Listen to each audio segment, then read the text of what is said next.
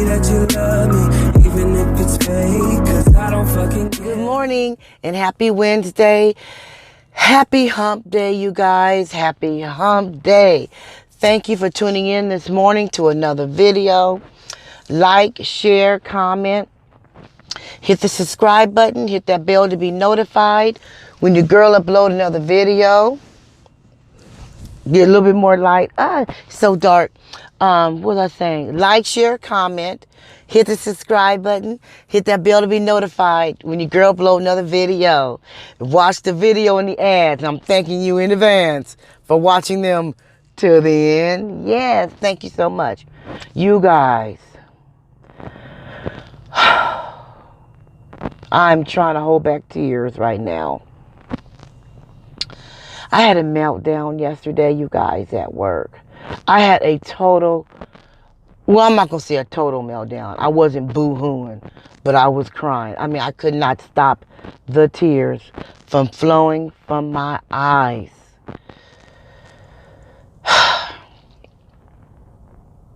My job is very, very taxing, emotionally taxing.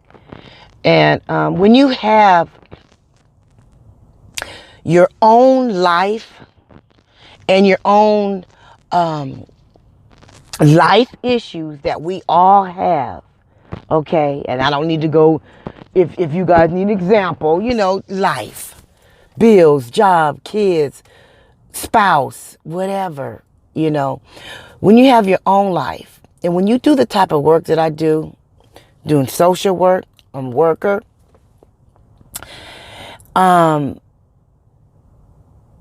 you're hearing people's issues all day long, every day, all day long, okay? And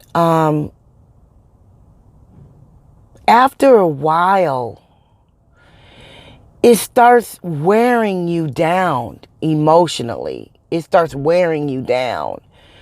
And yesterday I had, because I was already been down these past couple of days, like I mentioned yesterday in my video. So I was already kind of, you know. So yesterday I had a girl come in. I say girl because she's way younger than me, but a young lady. She's almost 26. She was a foster kid. When she turned 18, she got put out because the checks stopped. Okay. Her and her siblings were put in foster care because her mom, the mother, was heavily on drugs. Okay. So the girl got raped when she was in the care of the foster care home. She just recently found out about a year ago that she has HIV. Okay. And when she got raped a few years ago, she had never had sex before, and she hasn't had sex with anyone after that. So she knows where she contracted it from. You know, she knows who she got it from. And what broke me down, you know, you can't always tell people, oh, it's going to be okay. That doesn't work.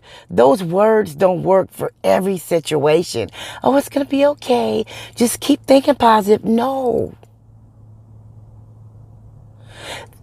Every situation that doesn't work for. You know what I'm saying? And so she started saying how she feels like her life is over, although she knows that she can live with HIV as long as she takes her medication. However, excuse me, the way the doctors were, you know, explaining to her about her disease, that she can't afford to get sick. See, your white cells, I think it's the white cells she told me yesterday. I can't remember which cells it was, but the certain numbers have to stay at a certain level. If she gets really, really, really, really sick and those numbers drop all the way down, that's when it goes to the next level, which is AIDS. So she has to always make sure that she's not around people that's sick. And even catching the common cold could mess her up if she don't take care of that cold. Soon as she feels it coming on, she got to jump on it with, medicine and stuff, because if she lets it get too bad, it can go from HIV to AIDS like that. Even if her numbers were to go back up, once your numbers are low and you go to that next level, even if your numbers come up, you're still got AIDS. It's still at the next level. So she always has to be careful. Then she says she doesn't have any kids. She wants to be married one day. She wants to have children, at least one child. She's not going to be able to, because she'd be risking that child contracting the disease. She has to disclose that information if she gets into any other, relationships.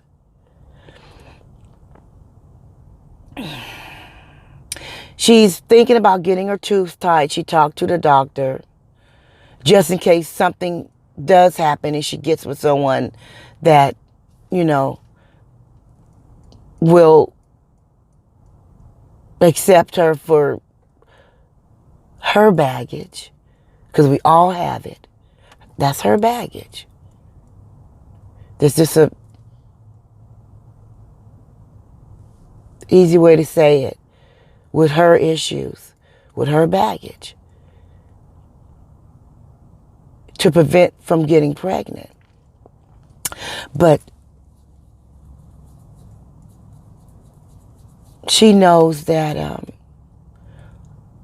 most likely she probably won't get into a relationship. People are afraid of that, and she may not ever get someone and be in an intimate relationship. And it broke me down after she left. I just sat in my office and I had a meltdown, because it's so much. And see, now I see why a lot of people try to put that wall up when they deal with clients. You know what I'm saying? Me, I'm a humanist. I love people. I'm interested in people and how people operate. I'm interested in I'm a compassionate person. I mean, I'm still talking about her today.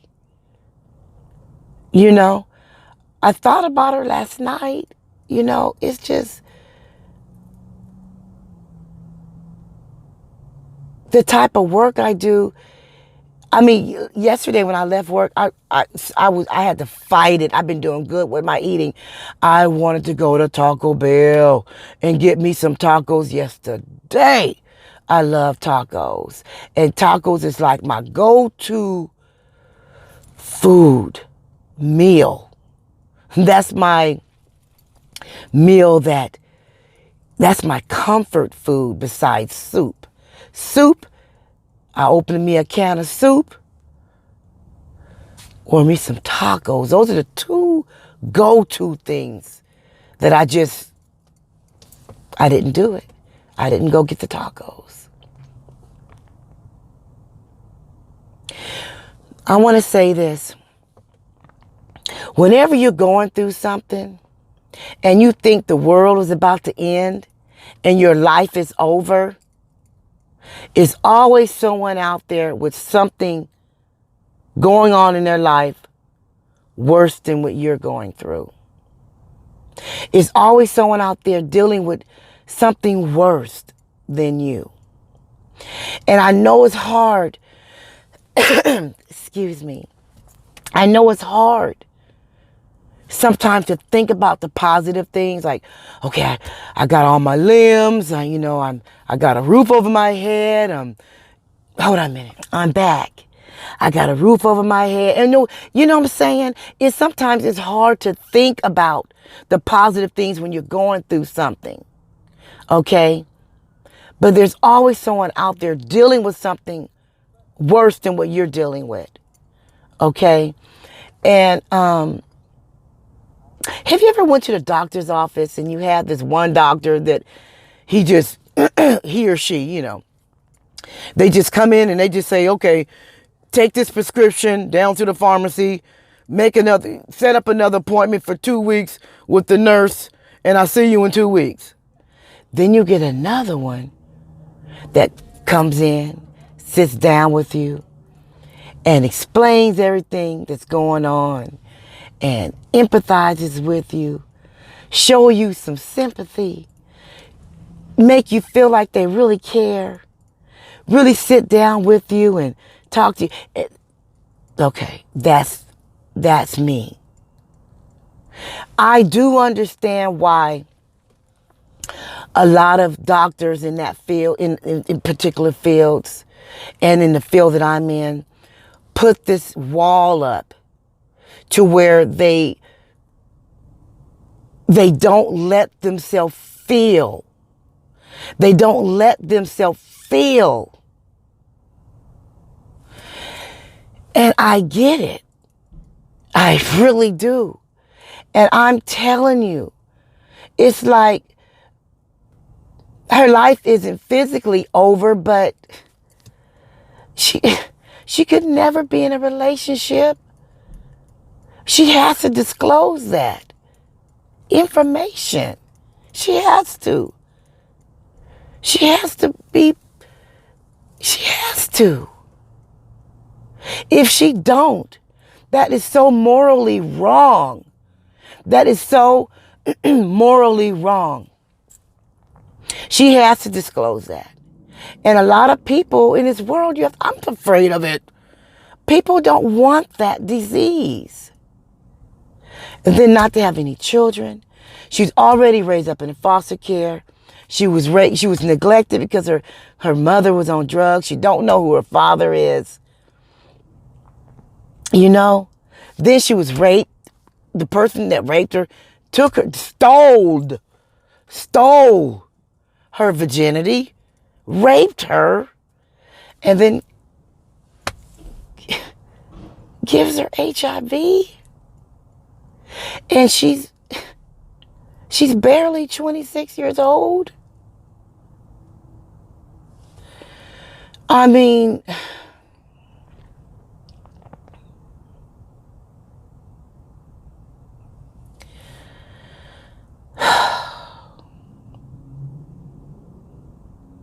hearing issues like this every single day, it wears on you, especially when you care about people.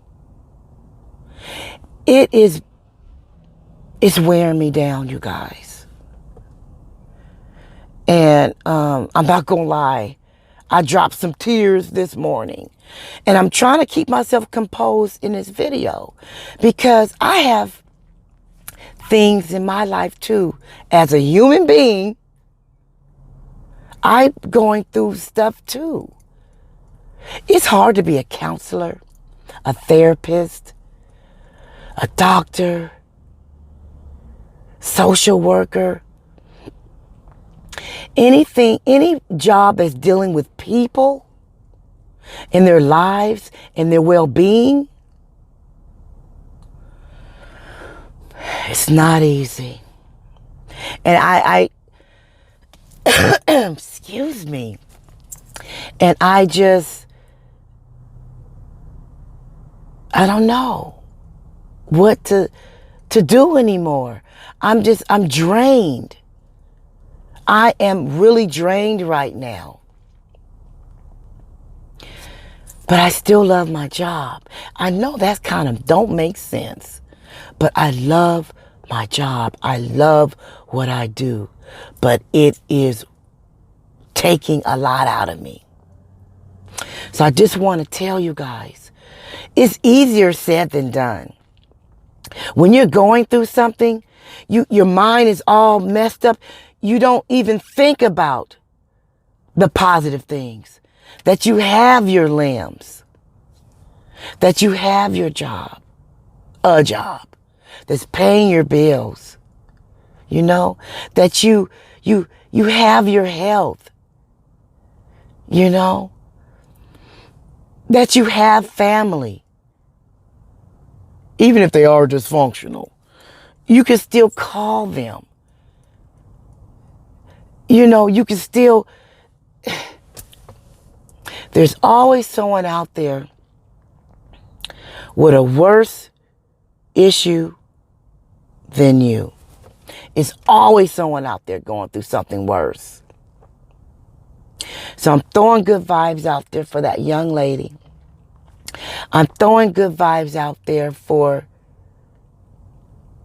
anyone out there that is going through something and they feel like they're at the end of their rope and they just want to give up. I want to tell you, don't give up. Because your miracle and your blessing be sitting right there. It's at the tip. And sometimes when we give up, we giving up right before that breakthrough. Sometimes your breakthrough be right there.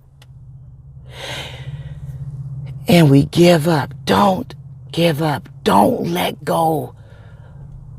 Hang on. Hang on. Hang on. I just wanted to say that today. Hang on. Hang on.